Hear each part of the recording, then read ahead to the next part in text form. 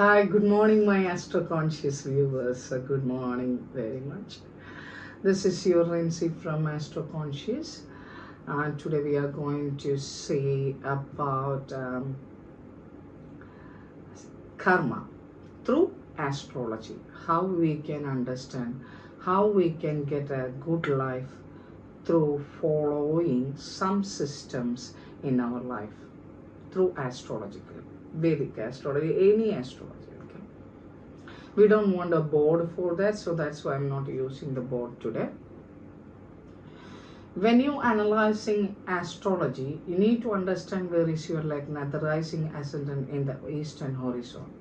Check that one and take that one in a different varieties of apps is available for the Vedic astrology or any sort of astrology. Please understand that and take your ascendant, your Lagna, not the moon ascendant, not the sun ascendant. I'm always telling you, okay? Take the rising ascendant in the eastern horizon or the Lagna and understand where is your Saturn deposited. Means sometimes that Saturn is deposited maybe in from your first house to the fourth house. Okay, maybe fourth house, maybe that is eighth house, maybe fifth house, maybe 10th house, doesn't matter. Okay, wherever your Saturn is deposited, that is the biggest karma you need to finish in this life. Okay, for example, an Aries ascendant person, that person got Saturn in the 5th house of Leo. Okay, 5th house of Leo. So what is the biggest karma that person is have to follow in this life is related to the 5th house, first preference. Okay, 5th house, what is 5th house? Children, creativity, ancestors' happiness, and your love affairs. You need to be polite to the love affairs. You need to be look after your kids on responsibility, duties, and everything. Do not do anything wrong in that house. It will create a double karma. You need to understand wherever Saturn is sitting, that house is need to analyze properly, and you have to take more steps to release their karma on doing proper action on that particular house significations. Please understand. Okay, so what is next? This Saturn may be sitting with another planet or another another planet. Of course, another planet or in different star, deposited in different star. For example, this Saturn is sitting with maybe Mercury. Just think like that. Okay, this 5th house, same. Saturn is sitting in the 5th house, but at the same time combination with the Mercury. So now what is the karma? You need to analyze that way. That's why I'm telling to you to understand. This is the way we have to calculate our karma and each things in an astrological chart. So what is here? Saturn and Mercury here. So what do you need to do? You need to understand 5th house is, you need to look after the 5th house more important. What are the signification important? And what are the significations of Saturn? You have to finish that.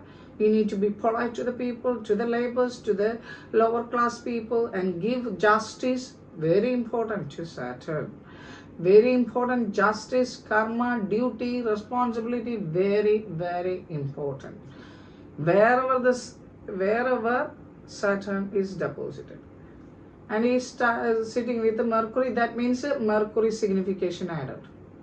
Mercury's house is also added. That means for an Aries ascendant, 3rd house and the 6th house. That means siblings area, your lower education area, your communication need to be polite more, understanding more, do the correct karma on 3rd house and 6th house and the previous one, the 5th house, and the Saturn signification and Mercury signification. Okay. So now, this Saturn may be deposited in a different nakshatra or a star like Ashwini, Bharani, Kritika, whatever. Need to look the lord of that particular star deposited in the which house of your chart. Maybe in the 12th house, maybe 10th house. This Saturn and Mercury. Okay, so before we got a 3 because of Mercury, 6 because of Mercury, and 5 because of Saturn. Now you're thinking about what degree of Saturn deposited, that degree a particular star or nakshatra is there, that nakshatra lord, where that nakshatra lord is sitting.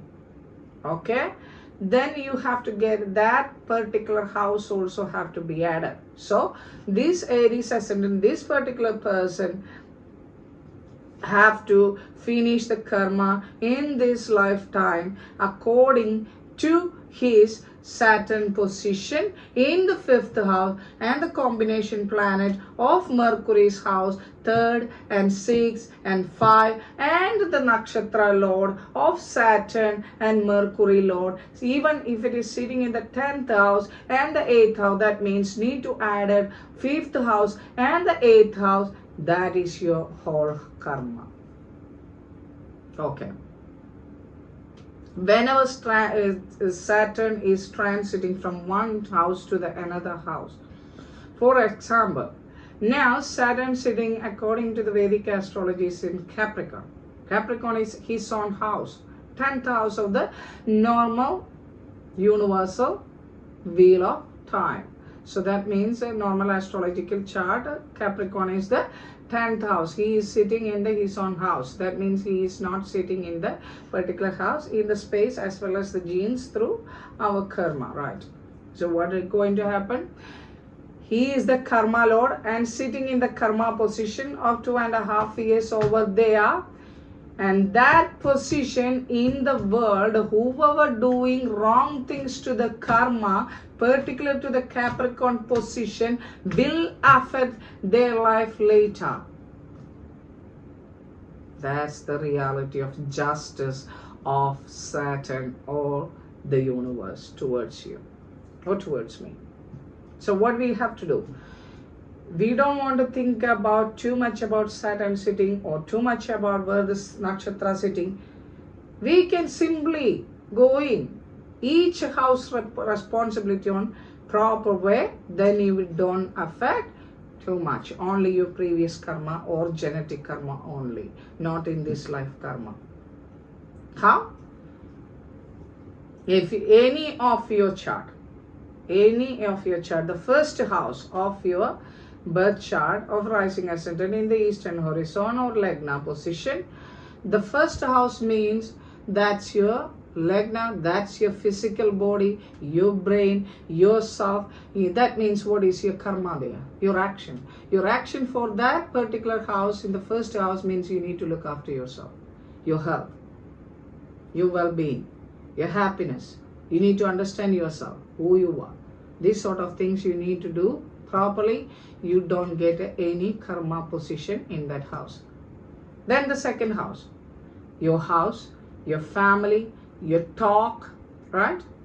Your money, your financial things. If you're handling everything proper, on proper responsibility and duty, on right way of the law of nature of the universe, you will not get any problem in the after karma on the present life. Third, what is your responsibility? Third house responsibility. Your siblings, your communication, your creativity, your lower education, these sort of things and everything. If you're doing proper way on duty and responsibility on right way of the justice of the law of the nature, what happened? No karma affected. Fourth house, your mom, your house, your luxuries, your comfort zone. You're doing the right way of the karma of each house. If you don't, I can't get 12th house now because it's boring. You can find out what is the significance of first house in astrology. You will get from Google. Doesn't matter. I don't want that. I don't want to explain to you. That is easy from Google. You can get it, right? So find out. First house, signification. Second house, signification. Third house, signification. Up to 12th house. Write it down and think and analyze. Is I'm doing that duties and responsibility? I'm not telling 100%. The most according to your situation. The most according to your situation. When you finished your karma, this Saturn moving from transit to one house to the another will not affect a very great way in your 8th house transition or a Sate Shadi or that sort of situation will not affect that much, because he reduced his, because he is the king of justice, king of the universal justice. So what he is doing, if you do in proper way in this your present karma, he will not touch that. He touched only his previous. Suppose that means if you're going to get a 90% of bad effects or something in a particular time, you will not get that. You will reduce to 50 of that. So that means only maybe 20 or 30% of previous karma, or maybe your like your genes, whatever your ancestors done, and you got that kind of karma, you need to finish it. That you need to finish it. But the present karma, at least you have to, and you don't pass that karma to your next gen. That's the biggest thing. Okay, so please understand, these are the things according to the karma's situation, actions, and duty and responsibility according to the Vedic astrology or any type of astrology in the world. Have to analyze, and practically we have to use it in our life. And my please dear viewers, understand and practice in your life, and please subscribe and share the channel. See you later.